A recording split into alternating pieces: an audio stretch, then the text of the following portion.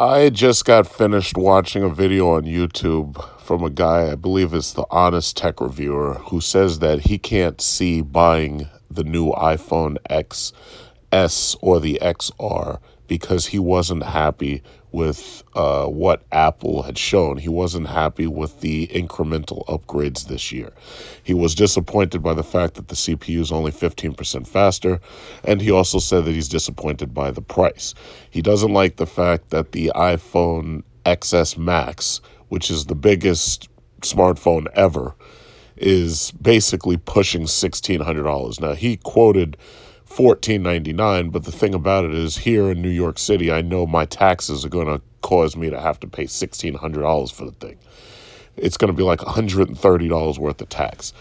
So you basically, every single year, this basically happens. You get the same Android fanboys on YouTube who are constantly, oh, yeah, well, I would never buy an iPhone like that. I mean, it doesn't make sense. I mean, this thing is more than my mortgage.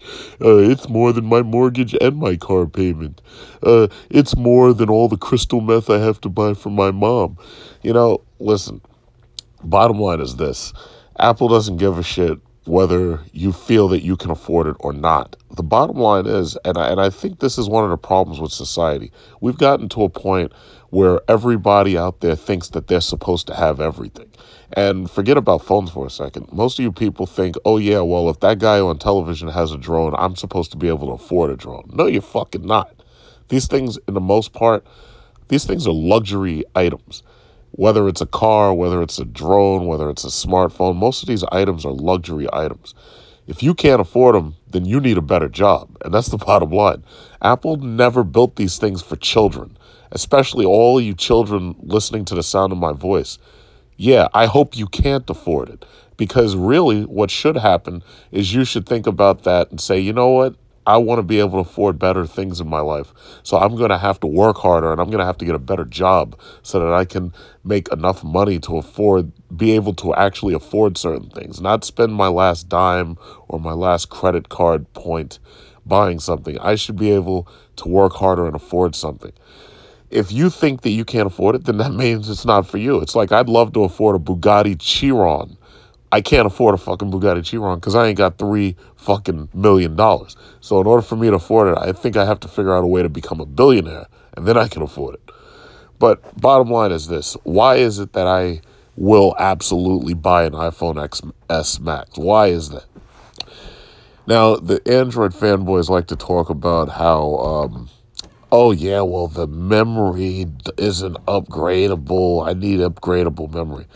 Bottom line is, Apple's memory is called NAND flash, and it's not upgradable because basically the memory is a system-on-chip memory. So they could give you an SD card, but they're not going to do that because they want to keep this phone as, first of all, light.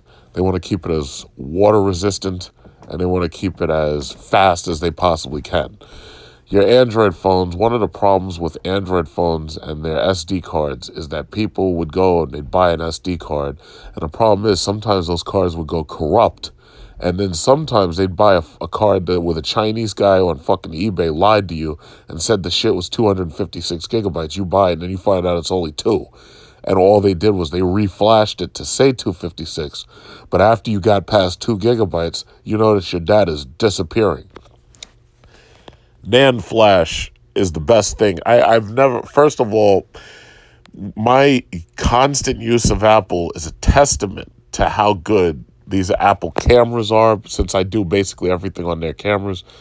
The only thing I would say that obviously needs improvement is the steady abilities of these cameras, because they have optical image stabilization, and all the Galaxy phones have them too. The thing about it is, when I finish shooting a video, I don't want to have to upload my videos to a computer. I want to be able to finalize my videos right on the phone. Now, to finalize your video on the phone, you need to buy the $5 iMovie app. Once you buy it one time, you own it forever as long as you're using Apple products. So that means if I go out right now and buy an iPad Pro, the iMovie app is ready for me to download because years ago I spent $5 on that app. probably the best app I've ever bought, because when you consider how much money I'm making on YouTube, that $5 has allowed me to make thousands of dollars more per month. And you can't get a better business model than that. I mean, I spend $5 on a fucking iMovie app, and every single month I'm making around $2,000 on YouTube. I mean, you can't beat that. There's some YouTubers who also videotape on their iPhones, and they have way more subscribers than me. And some of these people are making hundreds of thousands of dollars a month, and they're not even using post-processing on their computers. Now, there's always going to be some asshole, oh yeah, well, Samsung makes iPhone screens. Samsung makes iPhones memory too, and yeah, but here's the problem though. Well, it doesn't matter who makes it. It matters how it's put together. Samsung and the rest of the Android market refuse to make a phone like the iPhone because they know that the take rate would be low. The Android market is about inclusiveness.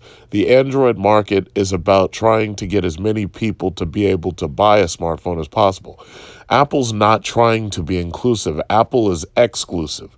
If you can't afford it, if you can't go out and spend $1,600 on a new iPhone, then guess what? You ain't getting one.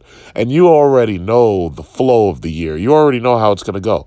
Every single user who's on YouTube, who has a channel, who's reviewing tech products, is going to run out and they're going to get themselves that iPhone XS, XSR, and XS Max. And they're going to get them all so that they can do their reviews, and then they'll probably have a giveaway on them. Bottom line is, Apple doesn't care what you do with it once you get it. Apple is $1 trillion company for a reason. It's because they're making maximum profit selling these things. Now, if these weren't good products, people wouldn't buy them. The thing about it is, when it comes to ease of use, Apple is virtually unbeatable. Most people who are buying the iPad and the iPhone appreciate the way that these things feel. I don't honestly care about the multicolors because most of these people are using cases anyway. But what I can say is that these things just work so well. If you damage your phone and you were getting another phone under insurance, all you got to do is just transfer the data instantaneously using iCloud from your old phone to your new phone. If I were to lose this phone right now, I have a memory backup of my phone every morning when the phone backs itself up, which could instantly be downloadable again. My only problem is the fact that this thing is $1,600. But when you think about it, there's no other phone on the market that comes with 512 gigabytes of NAND flash, not one of them shitty-ass slower memory cards. There's no other phone on the market that gives you up to 512 gigabytes of flash storage. There's just not. If you were to analyze the data on my phone at a glance right now, you would see that there's about 30 to 32 gigabytes worth of space that are basically there just for the apps already on the phone and for the documents and the personal data. So my personal data basically takes up 30 gigabytes or so out of 256 gigabytes. The problem is that only leaves, less than 220 or so in order for you to shoot your video recordings. And 4K 60 frame per second video takes up a lot of space like you wouldn't believe. So right now I have 68.6 gigabytes or so used, so that would totally blow an entire phone for me, which starts at 64 gigabytes. But now when you look at these apps, you really see the reason why somebody like me constantly has to fight to get the brand new phone that has the highest capacity possible. Starting from the top is the Photos app, where you have all of your videos saved along with your photos. Now, that is obviously going to fill up quick, especially if I go on vacation and start shooting video. The iMovie app is required to finalize the video to 4K and finish with the optical image stabilizing post-processing. The iMovie app doubles in size when you start processing a video. So if you have a 30 gigabyte video, it's going to change to like 60 or 70 gigabytes just in order to be finalized. You can erase that file, but you have to erase it later. There's the Messages app, which typically holds a lot because of the fact that it has such a long-term memory in order to make it so you can go back in time to look at older messages. The Safari app is less than 1 gigabyte. Western Digital MyCloud has a cache so that I can look at files offline. The Mail app has a very long memory too. I don't keep very much music on my phone, but then you have apps like WhatsApp, and because of the fact that a lot of people post videos, when they post their videos can automatically be downloaded into your phone. Now, that's not pushing a gigabyte, so that's not really a big problem. OneDrive, again, and Facebook have very long memories for all the memes and all the pictures and everything because they have very, very large caches. So, simply put, I'm using a little over 30 gigabytes for all of the documents that are running in the background on this phone. If I get the 512 gigabyte, it will give me more than 400 gigabytes worth of space to do my travel log videos. Like when I just went to South Korea, I just went to Philippines, I can easily post 5-hour videos, possibly even 8-hour videos, and still be able to finalize on the phone. Do I want to have to spend damn near $2,000 for a new iPhone? Of course I don't. Nobody would want to have to spend that kind of money for a phone. The thing about it is, for me, it's not just a phone.